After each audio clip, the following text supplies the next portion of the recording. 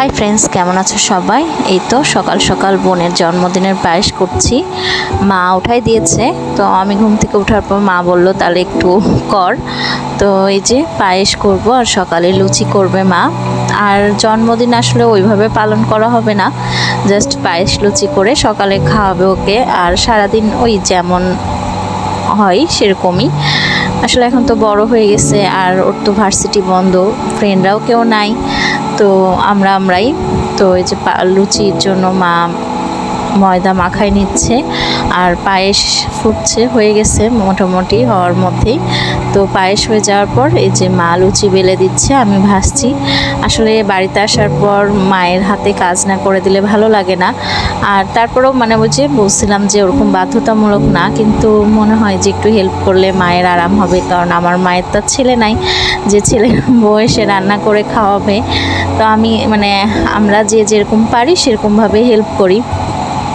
মা অবশ্য করতে দিতে চায় না, তারপরও হাত গোটায় কি আর বসে থাকা যায়? আমরা কি আর সেই মেয়ে?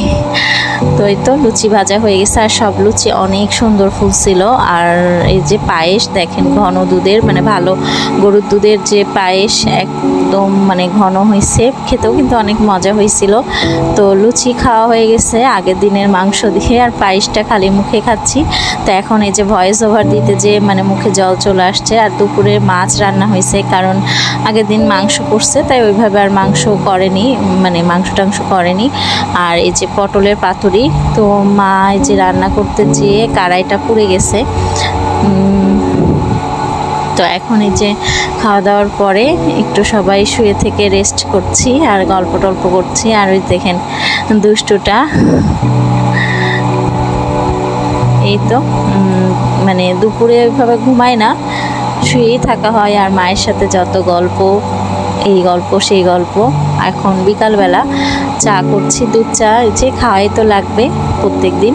আর আগে যখন আমাদের গরু ছিল, মানে বাবার দুধের ব্যবসা ছিল, তখন মানে দুধ অ্যাভেলেবেল ছিল। এখন একটু কষ্ট হয়ে গেছে, তারপর মা প্রত্যেক দিনই দুধ নেয়।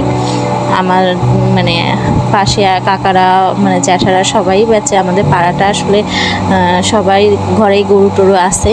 তো এই তো দুধ দিয়ে মানে চা দিয়ে লুচি দিয়ে খাচ্ছি।